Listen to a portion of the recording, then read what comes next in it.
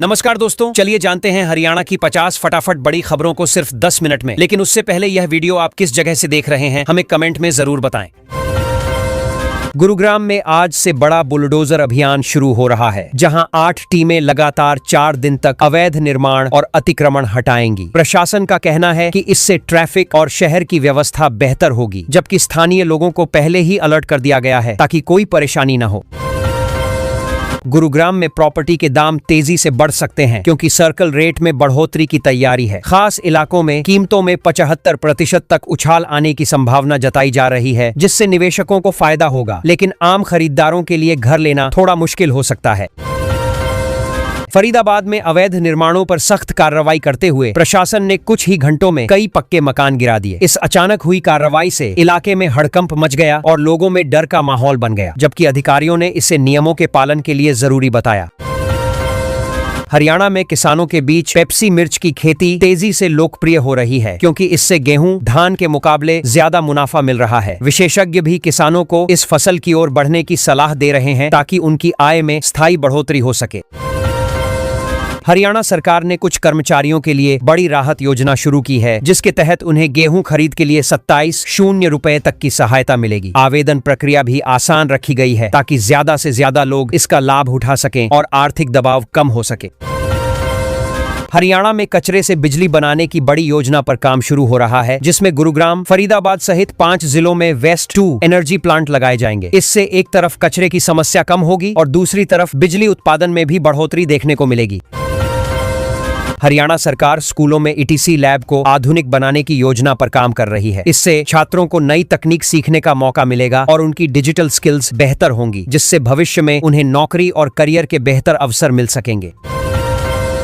Haryana board की 10वीं और 12वीं परीक्षाओं के परिणाम मई में जारी होने की संभावना है। छात्र और अभिभावक बेसब्री से इंतजार कर रहे हैं, जबकि बोर्ड की ओर से तैयारी लगभग पूरी कर ली गई है और जल्द ही आधिकारिक तारीख घोषित की जाएगी।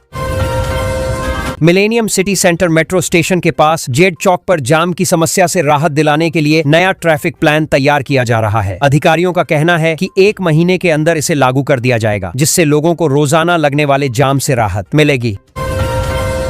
नोएडा से गुरुग्राम के बीच सफर अब बेहद तेज होने वाला है, क्योंकि एयर टैक्सी सेवा शुरू करने की तैयारी चल रही है। इसके शुरू होने के बाद लोग मात्र 15 मिनट में एक शहर से दूसरे शहर पहुंच सकेंगे, जिससे समय की काफी बचत होगी। इटली की एक बड़ी कंपनी ने भारत में एंट्री करते हुए सिग्नेचर ग्लोबल के साथ साझेदारी की है। दोनों मिलकर गुरुग्राम में करीब 2,900 करोड़ रुपए का लग्जरी प्रोजेक्ट विकसित करेंगे, जिससे रियल एस्टेट सेक्टर को नई दिशा मिलने की उम्मीद है। गुरुग्राम में 10 करोड़ रुपए की लागत से सड़कों के पुनर्निर्माण का काम शुरू हो गया है। कई सेक्टरों की सड़कों को नए तरीके से विकसित किया जाएगा, जिससे ट्रैफिक सुगम होगा और लोगों को आने जाने में बेहतर सुविधा मिलेगी। गुरुग्राम में इलेक्ट्रिक वाहन मालिकों को नई परेशानी का सामना करना पड़ रहा है, क्योंकि बेसमेंट में चार्जर लगाने पर कई सोसाइटियों की फायर एनओसी अटक गई है। इससे 600 से ज्यादा हाई राइज सोसाइटियों में रहने वाले लोग चिंतित हैं। एनसीआर में एक मिनी जापान प्रोजेक्ट पर काम चल रहा है, जो करीब 4,500 करोड़ रुपए की लागत से 34 एकड़ में विकसित किया जाएगा। इस प्रोजेक्ट में आधुनिक सुविधाएं और अंतर्राष्ट्रीय स्तर की डिजाइन देखने को मिलेगी, जिससे इलाके की पहचान बदल सकती है। फरीदाबाद में पुलिस की कार्यप्रणाली को और बेहतर बनाने के लिए स्मार्ट ई-बीट सिस्टम लागू किया गया है। इसके जरिए पुलिसकर्मियों की हर गतिविधि पर नजर रखी जाएगी, जिससे ड्यूटी में लापरवाही की संभावना काफी कम हो जाएगी। फरीदाबाद और गुरुग्राम के बीच कनेक्टिविटी को बेहतर बनाने के लिए नई सड़क परियोजना शुरू की गई है। इसके पूरा होने के बाद दोनों शहरों के बीच सफर काफी आसान हो जाएगा। लोगों को रोजाना लगने वाले ट्रैफिक जाम से राहत मिलेगी और समय की भी अच्छी बचत होने लगेगी। हरियाणा में मौसम ने अचानक करवट ले ली है और कई जिलों में तेज आंधी और बारिश की चेतावनी जारी की गई है। मौसम विभाग के अनुसार आने वाले कुछ घंटों में 60 किलोमीटर प्रति घंटे की रफ्तार से हवाएं चल सकती हैं, इसलिए लोगों को सावधानी बरतने की सलाह दी गई है। रेवाड़ी से पंचकूला तक मौसम को लेकर अलर्ट जारी किया गया है और हिमाचल प्रदेश में भी मौसम खराब बना हुआ है। प्रशासन ने लोगों से अपील की है कि बहुत जरूरी होने पर ही घर से बाहर निकलें और खराब मौसम के दौरान सुरक्षित स्थान पर ही रहें, ताकि कोई नुकसान न हो। बिडौली बॉर्डर पर लगातार दूसरे दिन भी गेहूं से भरी ट्रॉलियों को रोका गया है, जिससे किसानों को काफी परेशानी झेलनी पड़ रही है। किसान अपनी फसल लेकर खड़े हैं और समाधान का इंतजार कर रहे हैं। वहीं प्रशासन के साथ बातचीत जारी है ताकि जल्द कोई रास्ता निकल सके। सीबीएसई 10वीं परीक्षा में गुरुग्राम के एक छात्र ने 500 में से पूरे 500 अंक हासिल कर नया रिकॉर्ड बना दिया है। इस बड़ी सफलता से उसके परिवार में खुशी का माहौल है और पूरे इलाके में उसकी चर्चा हो रही है, जिससे बाकी छात्रों को भी आगे बढ़ने की प्रेरणा मिल रही है। हरियाणा में वर्क स्लिप घोटाले को लेकर सरकार अब सख्त कदम उठाने की तैयारी कर रही है। इस फैसले से सही और वैध श्रमिकों को राहत मिलने की उम्मीद है और सरकार पारदर्शिता बढ़ाने पर जोर दे रही है ताकि भविष्य में इस तरह की गड़बड़ियां दोबारा न हो सकें। गुरुग्राम में अवैध पेड़ कटाई के मामले पर एनजीटी ने सख्त रुख अपनाया है और हरियाणा सरकार को 4 हफ्तों का समय दिया है। अगर तय समय में जवाब नहीं दिया गया तो आगे सख्त कार्रवाई की चेतावनी भी दी गई है, जिससे प्रशासन पर दबाव बढ़ गया है। हरियाणा में कचरे से बिजली बनाने की दिशा में तेजी से काम किया जा रहा है। इससे शहरों की सफाई व्यवस्था बेहतर होगी और साथ ही बिजली उत्पादन भी बढ़ेगा। यह कदम पर्यावरण के लिए भी फायदेमंद माना जा रहा है और आने वाले समय में इसका असर साफ दिखाई देगा। हरियाणा पुलिस भर्ती के लिए फिजिकल टेस्ट के एडमिट कार्ड जारी कर दिए गए हैं। उम्मीदवार अब इन्हें ऑनलाइन आसानी से डाउनलोड कर सकते हैं और अपनी तैयारी को अंतिम रूप देने में जुट गए हैं। भर्ती प्रक्रिया को लेकर युवाओं में काफी उत्साह देखने को मिल रहा है। फरीदाबाद में एक पारिवारिक विवाद के चलते पिता द्वारा बेटी की हत्या का मामला सामने आया है। इस घटना से पूरे इलाके में सनसनी फैल गई है और लोग हैरान हैं। पुलिस मामले की जांच कर रही है और आरोपित को पकड़कर सख्त कार्रवाई की बात कही जा रही है। फसल बीमा योजना को लेकर सरकार ने नए दिशा निर्देश जारी किए हैं, जिससे किसानों को अब क्लेम मिलने में कम परेशानी होगी। अधिकारियों को साफ निर्देश दिए गए हैं कि प्रक्रिया को आसान और पारदर्शी बनाया जाए ताकि समय पर मुआवजा मिल सके और किसानों को आर्थिक राहत मिले। फरीदाबाद के औद्योगिक क्षेत्र में सौर ऊर्जा को बढ़ावा देने के लिए नई सब्सिडी योजना शुरू की गई है। इसका मकसद उद्योगों की बिजली लागत कम करना और पर्यावरण को बेहतर बनाना है। सरकार चाहती है कि ज्यादा से ज्यादा यूनिट्स ग्रीन एनर्जी अपनाएं और प्रदूषण भी कम हो। पलवल में स्किल डेवलपमेंट सेंटर के जरिए करीब 500 युवाओं को ट्रेनिंग देने का लक्ष्य रखा गया है। यहाँ युवाओं को रोजगार से जुड़ी स्किल सिखाई जाएंगी ताकि वे आसानी से नौकरी पा सकें या खुद का काम शुरू कर सकें और आत्मनिर्भर बन सकें। चरखी दादरी में जमीन के गिरते जल स्तर को सुधारने के लिए नई चेक डैम योजना पर काम शुरू हो गया है। इससे बारिश का पानी रुकेगा और भूजल रिचार्ज होगा। ग्रामीण इलाकों में पानी की समस्या को दूर करने के लिए यह कदम काफी अहम माना जा रहा है। हरियाणा के गांवों में वाई-फाई सुविधा देने के लिए ग्राम फाइबर योजना को तेजी से आगे बढ़ाया जा रहा है। इससे गांवों में इंटरनेट की पहुंच मजबूत होगी और बच्चों की पढ़ाई से लेकर डिजिटल सेवाओं तक हर काम आसान हो जाएगा। सरकार ने महिलाओं के लिए स्टार्टअप लोन की सीमा बढ़ाने का फैसला किया है ताकि महिलाएं अपना व्यवसाय शुरू कर सकें। इससे महिला उद्यमिता को बढ़ावा मिलेगा और आर्थिक रूप से मजबूत बनने का मौका मिलेगा। आज हरियाणा में मौसम का मिजाज बदला हुआ नजर आ रहा है। कई जिलों में हल्की बारिश और गरज के साथ बूंदाबांदी होने की संभावना जताई गई है। इससे गर्मी से थोड़ी राहत मिलने की उम्मीद है और किसानों के लिए भी यह मौसम फायदेमंद हो सकता है। चंडीगढ़ और आसपास के इलाकों में तेज हवाएं चलने का अलर्ट जारी किया गया है। हवा की रफ्तार 50 से 60 किलोमीटर प्रति घंटे तक पहुंच सकती है। इसलिए लोगों को सावधानी बरतने और खुले में हल्की चीजें सुरक्षित रखने की सलाह दी गई है।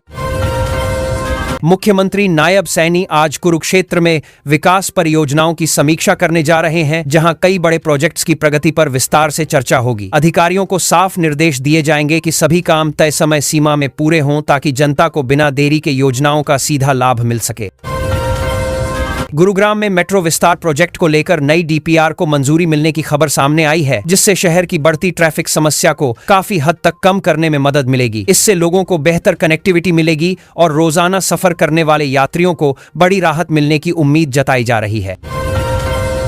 रोहतक पीजीआई में मरीजों की सुविधा को ध्यान में रखते हुए डिजिटल ओपीडी टोकन सिस्टम शुरू कर दिया गया है, जिससे अब लोगों को लंबी लाइनों में खड़ा नहीं होना पड़ेगा। इससे मरीजों को समय पर इलाज मिल सकेगा और अस्पताल की व्यवस्था पहले से ज्यादा सुचारू और व्यवस्थित बनती नजर आएगी। हरियाणा रोडवेज की बसों में अब डिजिटल पेमेंट की सुविधा शुरू कर दी गई है, जिससे यात्री कार्ड या ऑनलाइन माध्यम से आसानी से टिकट ले सकेंगे। इससे नकद पैसे रखने की जरूरत कम होगी और यात्रा पहले से ज्यादा आसान, तेज और सुरक्षित अनुभव के रूप में सामने आएगी। कुरुक्षेत्र विश्वविद्यालय ने स्नातक परीक्षाओं के लिए नया एडमिट कार्ड पोर्टल शुरू कर दिया है, जिससे छात्र अब घर बैठे ऑनलाइन अपना एडमिट कार्ड डाउनलोड कर सकेंगे। इससे उन्हें कॉलेज जाने की परेशानी से राहत मिलेगी और पूरी प्रक्रिया पहले से ज्यादा सरल और सुविधाजनक हो जाएगी। हिसार एयरपोर्ट से नई घरेलू उड़ानों की तैयारी तेजी से चल रही है और उम्मीद जताई जा रही है कि अगले महीने से फ्लाइट्स शुरू हो जाएंगी। इससे क्षेत्र के लोगों को हवाई यात्रा का बेहतर विकल्प मिलेगा और व्यापार व पर्यटन को भी बढ़ावा मिलने की संभावना काफी बढ़ जाएगी। जींद में नई अनाज मंडी के निर्माण कार्य को तेज करने के लिए अधिकारियों को निर्देश दिए गए हैं, ताकि किसानों को जल्द से जल्द बेहतर सुविधा मिल सके। इससे उन्हें अपनी फसल बेचने में आसानी होगी और उचित मूल्य मिलने के साथ उनकी आय में भी सुधार देखने को मिल सकता है। सोनीपत के राय स्पोर्ट्स स्कूल को अंतर्राष्ट्रीय स्तर पर अपग्रेड करने की योजना बनाई जा रही है, जहां खिलाड़ियों को आधुनिक सुविधाएं और बेहतर प्रशिक्षण उपलब्ध कराया जाएगा। इससे युवा खिलाड़ियों को आगे बढ़ने का मौका मिलेगा और वे राष्ट्रीय व अंतर्राष्ट्रीय स्तर पर राज्य का नाम रोशन कर सकेंगे। हरियाणा पुलिस ने साइबर ठगी को रोकने के लिए साइबर सुरक्षित हरियाणा अभियान को तेज कर दिया है, जिसके तहत लोगों को लगातार जागरूक किया जा रहा है। इससे लोग ऑनलाइन धोखाधड़ी से बच सकेंगे और डिजिटल प्लेटफॉर्म का सुरक्षित तरीके से उपयोग करने की समझ भी विकसित होगी।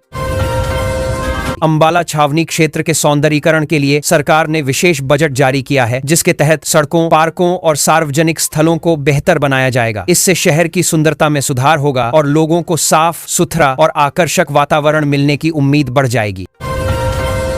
पंचकूला में आईटी पार्क के विस्तार के लिए नई कंपनियों को जमीन अलॉट करने की प्रक्रिया शुरू कर दी गई है, जिससे रोजगार के नए अवसर पैदा होंगे। इससे क्षेत्र में आईटी सेक्टर को मजबूती मिलेगी और युवाओं को अपने ही राज्य में काम करने के बेहतर मौके मिल पाएंगे। करनाल में स्मार्ट सिटी प्रोजेक्ट के तहत स्मार्ट ट्रैफिक सिग्नल सिस्टम का सफल परीक्षण किया गया है, जिससे ट्रैफिक जाम की समस्या को कम करने में मदद मिलेगी। इससे यातायात व्यवस्था अधिक सुचारू होगी और लोगों का समय भी बचेगा, जिससे रोजमर्रा की यात्रा आसान बन सकेगी। पानीपत के हैंडलूम व्यापारियों को निर्यात शुल्क में छूट देने पर सरकार विचार कर रही है, जिससे व्यापारियों को राहत मिल सकती है। इससे उनका कारोबार बढ़ेगा और क्षेत्र की अर्थव्यवस्था को भी मजबूती मिलेगी, जिससे स्थानीय स्तर पर रोजगार और आय के अवसर बढ़ सकते हैं। सिरसा में जैविक खेती को बढ़ावा देने के लिए कृषि विभाग ने एक विशेष कार्यशाला आयोजित की है, जहां किसानों को नई तकनीकों की जानकारी दी जा रही है। इससे वे प्राकृतिक खेती अपनाकर कम लागत में ज्यादा मुनाफा कमा सकेंगे और जमीन की उर्वरता भी लंबे समय तक बनी रहेगी। इसके बाद आपको पतवार के हाथ है। रेवाड़ी के धारूहेड़ा क्षेत्र में प्रदूषण नियंत्रण के लिए नई मशीनों का उद्घाटन किया गया है, जिससे औद्योगिक प्रदूषण को कम करने में मदद मिलेगी। इससे पर्यावरण को सुरक्षित रखा जा सकेगा और आसपास रहने वाले लोगों को स्वच्छ हवा और बेहतर जीवन स्तर मिल सकेगा। भिवानी में खेल नर्सरियों में आधुनिक जिम उपकरण लगाने की तैयारी की जा रही है, जिससे युवा खिलाड़ियों को बेहतर प्रशिक्षण मिल सकेगा। इससे वे अपनी फिटनेस और प्रदर्शन को सुधार सकेंगे और राष्ट्रीय व अंतर्राष्ट्रीय स्तर पर बेहतर परिणाम हासिल करने में सक्षम बन पाएंगे। झज्जर में नए आयुष अस्पताल का निर्माण कार्य अब अंतिम चरण में पहुंच गया है और जल्द ही इसे शुरू किया जाएगा। इससे लोगों को आयुर्वेद और पारंपरिक चिकित्सा की सुविधाएं आसानी से मिल सकेंगी और स्वास्थ्य सेवाओं का दायरा पहले से ज्यादा मजबूत हो जाएगा। फतेहाबाद में नहरी पानी की चोरी रोकने के लिए अब ड्रोन से निगरानी शुरू कर दी गई है, जिससे पानी की बर्बादी पर काफी हद तक नियंत्रण किया जा सकेगा। इससे किसानों तक सही मात्रा में सिंचाई का पानी पहुंचेगा और खेती के लिए जरूरी संसाधनों का बेहतर उपयोग सुनिश्चित हो सकेगा। नूंह में कोटला झील के सौंदर्यीकरण का काम अब तेजी से शुरू हो गया है, जिससे इस क्षेत्र को पर्यटन के नए केंद्र के रूप में विकसित करने की योजना है। इससे स्थानीय लोगों को रोजगार के अवसर मिलेंगे और आसपास के व्यापारिक गतिविधियों में भी धीरे धीरे बढ़ोतरी देखने को मिलेगी।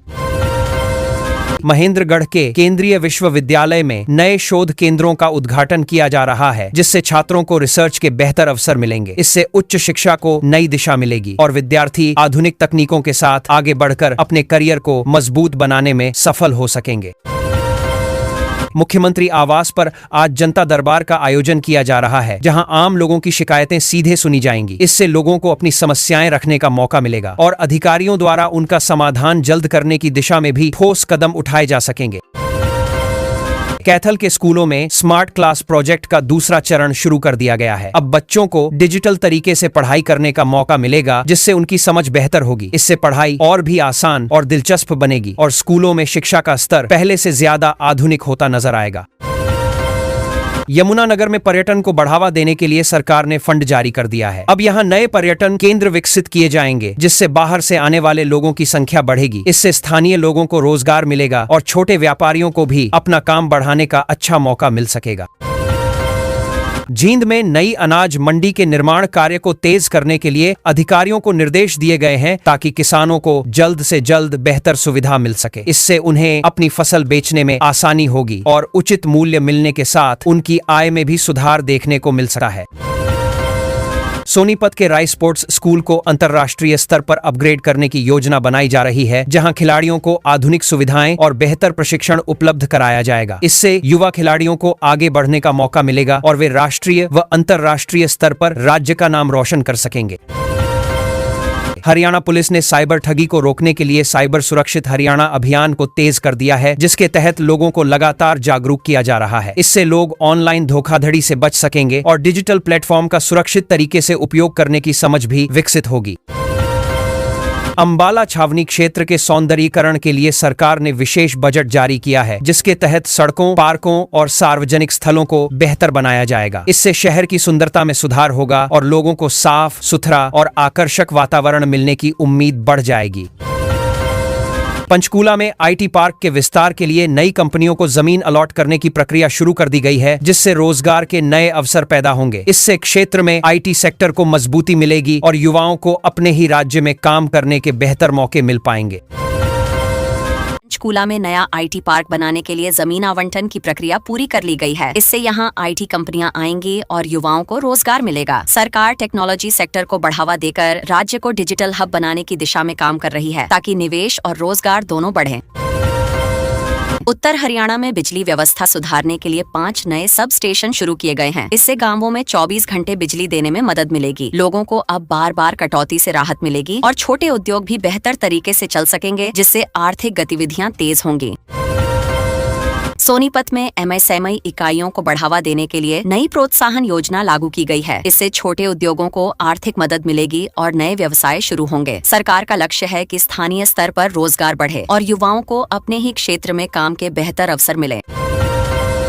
अंबाला में नया बस स्टैंड बनकर लगभग तैयार हो गया है और जल्द ही इसका उद्घाटन किया जाएगा। इससे यात्रियों को बेहतर सुविधाएं मिलेंगी। आधुनिक सुविधाओं से लैस यह बस स्टैंड लोगों के सफर को आसान बनाएगा और शहर की यातायात व्यवस्था भी अधिक व्यवस्थित हो जाएगी। मंडियों में गेहूं की आवक तेज हो गई है और सरकार ने भुगतान प्रक्रिया को आसान बना दिया है। किसानों को अब समय पर पैसा मिलेगा, जिससे उन्हें आर्थिक राहत मिलेगी। इससे खेती के काम में तेजी आएगी और किसानों का भरोसा सरकारी व्यवस्था पर और मजबूत होगा। मेरी फसल मेरा ब्यौरा पोर्टल पर नया हेल्प डेस्क फीचर जोड़ा गया है, जिससे किसान अपनी समस्याएं आसानी से दर्ज कर सकेंगे। अब उन्हें दफ्तरों के चक्कर नहीं लगाने पड़ेंगे। सरकार डिजिटल माध्यम से किसानों की मदद करना चाहती है, ताकि उन्हें तुरंत समाधान मिल सके। कुरुक्षेत्र में जैविक खेती को बढ़ावा देने के लिए नई प्रदर्शनी इकाई शुरू की गई है। यहाँ किसानों को प्राकृतिक तरीके से खेती करने की जानकारी दी जाएगी। इससे मिट्टी की गुणवत्ता बेहतर होगी और फसल भी स्वस्थ होगी। सरकार पर्यावरण के अनुकूल खेती को बढ़ावा दे रही है।